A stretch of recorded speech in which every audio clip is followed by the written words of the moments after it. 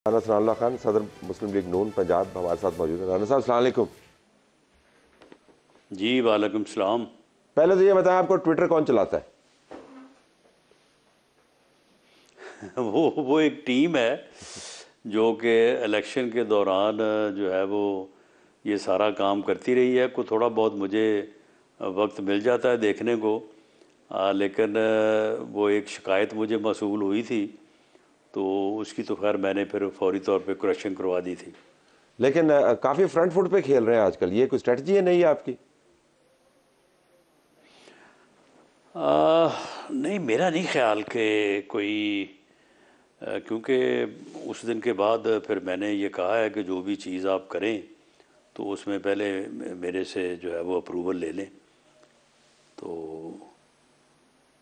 को मेरा ख्याल है कि अगर आप किसी चीज़ की निशानदेही करें तो मैं उसका बेहतर जवाब दे मुतहरक सकूँ। हो गए आप, ज़्यादा आप मुतहरक हो गए हैं, वहाँ पर जो भी बात आती है उसका जवाब आता है। पहले काफ़ी बीच में मुजमहिल किस्म का काम था, लेकिन अब लगता है कि आपने काम जो है उठा लिया है कि जी अब जवाब ज़रूर देना है यानी अब। इसमें इसमें इसमें क्योंकि पहले जो है वो कोई इस तरफ इतनी ज़्यादा तवज्जो नहीं थी। हम भी हमारी पार्टी की मीटिंग चल रही थी, पार्टी मामला थे।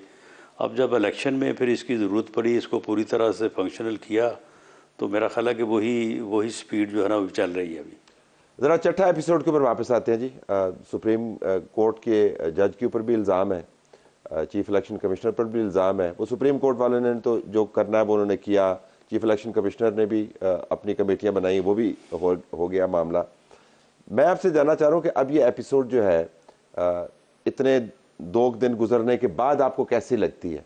क्योंकि चट्टा साहब जो है ज़ाहिर है नोन है आपके हलकों में, हमजा शहबाज का उन्होंने बड़ा काम किया हुआ है, बुज़ार एडमिनिस्ट्रेशन के अंदर भी वो मौजूद थे।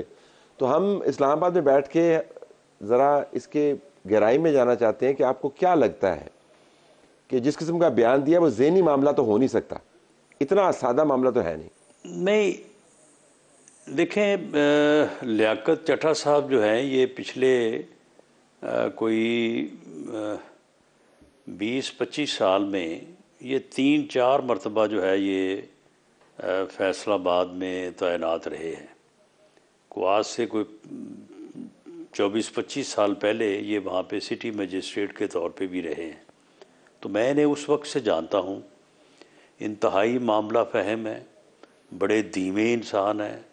कोई ये इस किस्म की जो है वो जो है हेडलाइंस क्रिएट करने वाले ये बिल्कुल नहीं हैं, और असर हाज़र के तकाज़ों को बड़ा समझते हैं। नौकरी करने के मुलाजमत के जो असरार व रमूज़ हैं उनसे बहुत अच्छी तरह जो है वो वाकिफ़ हैं, और इसी तरह से इन्होंने हमेशा जो है वो अपनी सर्विस की है। बड़े दुनियादार इंसान हैं।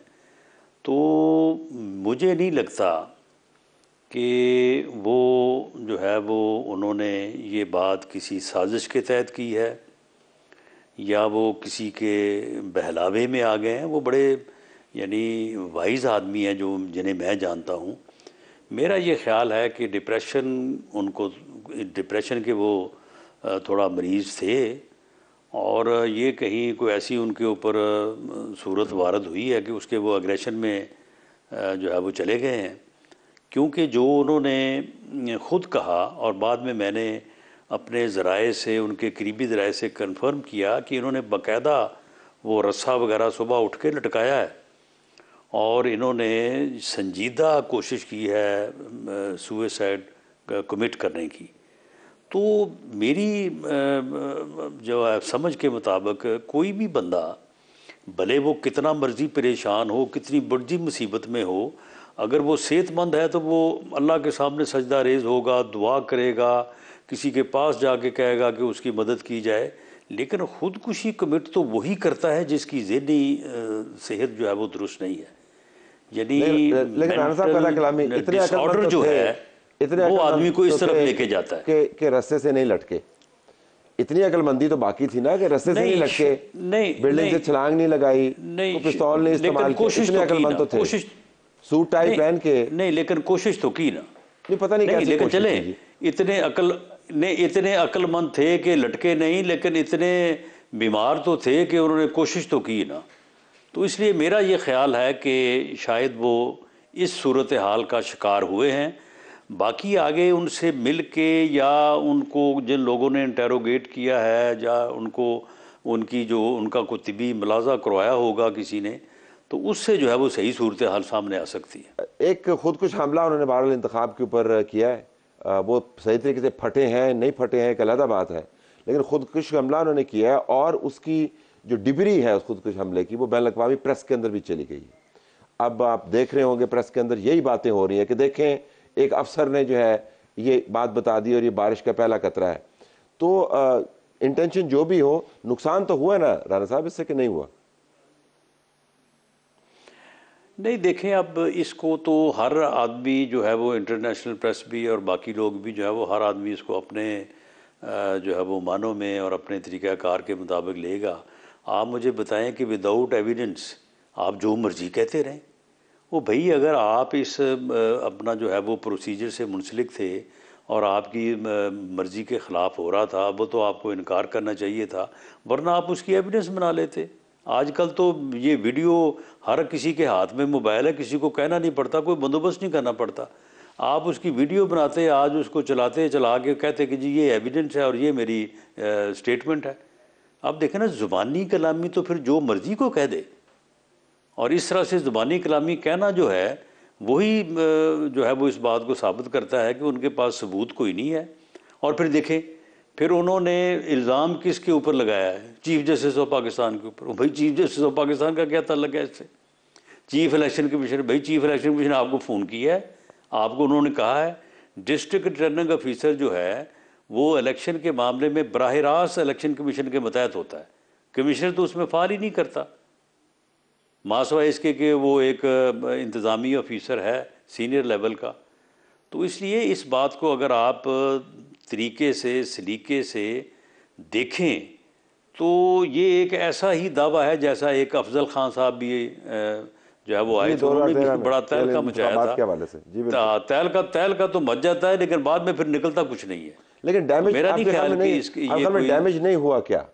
क्योंकि ये तो पीटीआई के बयानिए को नेक्स्ट लेवल के ऊपर ले गया ना। फिर देखें, डैमेज तो फिर जो है वो मीडिया में बहुत सी बातें लोग कर रहे हैं और तज़िये पेश किए जा रहे हैं, और बाज़ लोग ऐसे ऐसे आपने तजिया नगार बैठाए हुए हैं कि बस क्या बंदा कहे कि आखिर तजिया नगारी और मुबसरी के लिए कुछ ना कुछ तो क्वालिफिकेशन होनी चाहिए ना।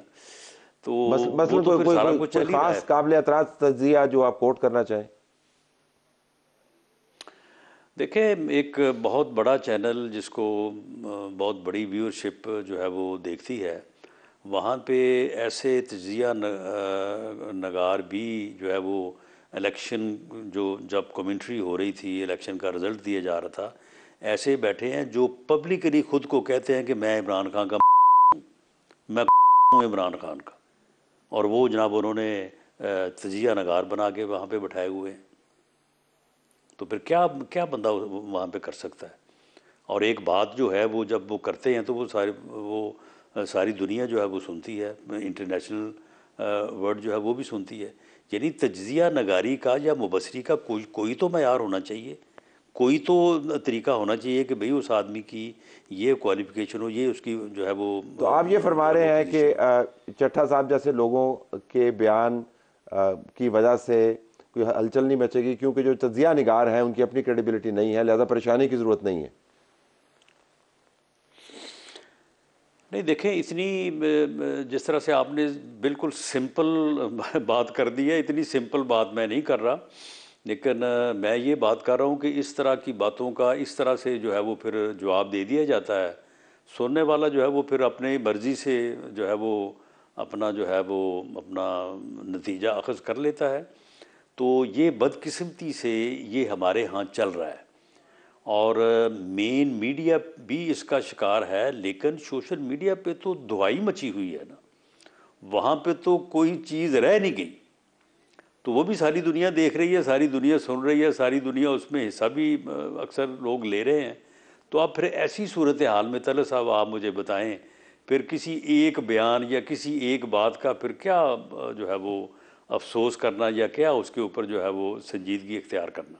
जी बहुत शुक्रिया राना साहब, आपने हमें ज्वाइन किया। नाज़रीन, राना सनाउल्लाह खान हमसे बात कर रहे थे।